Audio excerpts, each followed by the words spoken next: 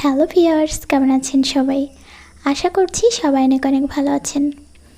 আজকের ভিডিওতে আমি আপনাদের সাথে শেয়ার করব শীট মাস্ক কিভাবে আপনারা ত্বকে বা মুখে অ্যাপ্লাই করতে পারেন এবং স্নেল এসেন্স ময়শ্চারাইজিং শীট মাস্কের রিভিউ। এই শীট মাস্কটা আমি অন্য একটা প্রোডাক্টের সাথে গিফট পেয়েছি। চায়না থেকে কিছু প্রোডাক্ট অর্ডার করেছিলাম, তো তারা আমাকে সেই প্রোডাক্টগুলোর সাথে এই শীট মাস্কটা ফ্রি দিয়েছে। তো আমি চেষ্টা করলাম যে শীট মাস্কের রিভিউটা আপনাদের সাথে শেয়ার করার জন্য। তো এটা মূলত একটা চায়না প্রোডাক্ট। এখন অনেকে বলতে পারে যে বায়োকার যে স্নেল শীট মাস্ক রয়েছে সেটা তো কোরিয়ান। হ্যাঁ, আমি একটু গুগলে সার্চ করে দেখলাম যে বায়োকার স্নেল শীট মাস্ক কোরিয়ানটাও রয়েছে।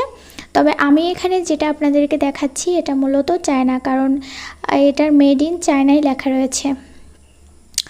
এই শীট মাস্কটা অ্যাপ্লাই করার আগে আপনারা নর্মাল ফ্রিজে রেখে দেওয়ার চেষ্টা করবেন। নর্মাল ফ্রিজ থেকে যখন আমরা এটা বের করে মুখে অ্যাপ্লাই করব, তখন আমাদের ফেসে একটা ঠান্ডা অনুভূতি দিবে। যদিও বা শীট মাস্কগুলো একটু ঠান্ডা অনুভূতি দেয়, তবে নর্মাল ফ্রিজে রেখে দিলে আমার কাছে একটু বেশি ভালো লাগে। শীট মাস্কটা অ্যাপ্লাই করার আগে আপনার মুখটাকে ভালো করে ফেস ওয়াশ দিয়ে ক্লিন করে নিতে হবে। আপনার যে ফেস ওয়াশ পছন্দ সেটা দিয়ে আপনি মুখটা পরিষ্কার করে নেবেন। আমার ত্বক যেহেতু সেনসিটিভ, আমি গার্নিয়ারের যে লাইট কমপ্লিট বা হোয়াইট কমপ্লিট যে ফেস ওয়াশ রয়েছে সেটা অনেক দিন ধরে ব্যবহার করি, কারণ আমি অন্য অনেক ধরনের ফেস ওয়াশ অ্যাপ্লাই করে দেখেছি, সেটা আমার স্কিনের জন্য তেমন একটা স্যুট করে না, যেহেতু আমার স্কিন সেনসিটিভ। আর এই গার্নিয়ার ফেস ওয়াশটা কিন্তু ইন্ডিয়ান একটা প্রোডাক্ট, কারণ বাংলাদেশের গার্নিয়ার ফেস ওয়াশ আমি একবার অ্যাপ্লাই করেছিলাম, সেটা আমার মুখে অনেক ব্রণ এনে দিয়েছিল।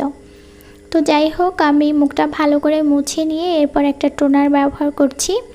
টোনারটা 1.5 থেকে 2 মিনিটের মতো রেখে দিয়ে তারপর আমি মুখটাকে আবার ভালো করে মুছে নিব।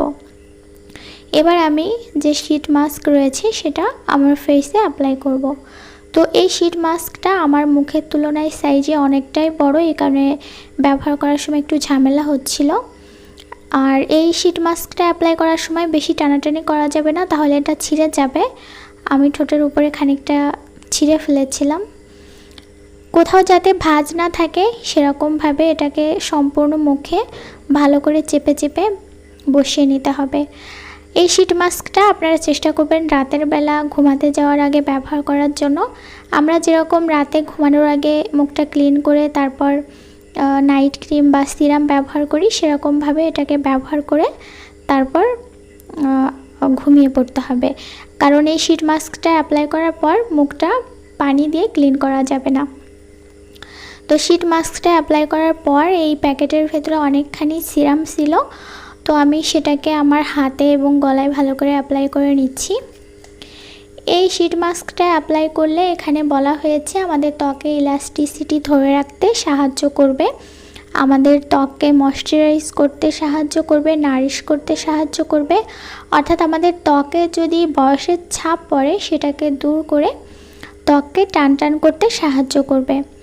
তো শীট মাস্কটা 15 থেকে 20 মিনিট পর অ্যাপ্লাই করে রেখে দেওয়ার পর আমি এটা যখন তুলে ফেললাম, তখন এটাকে যখন আমি চাপ দিলাম এর থেকে অনেকখানি সিরাম বের হয়েছিল, সেটা আমি আবার খুব ভালো করে আমার ফেসে অ্যাপ্লাই করে নিয়েছি। এরপর আমি মুখটাকে পানি দিয়ে ক্লিন করব না, শুধুমাত্র এরকম একটা টিস্যু দিয়ে মুখটাকে ভালো করে মুছে নিব।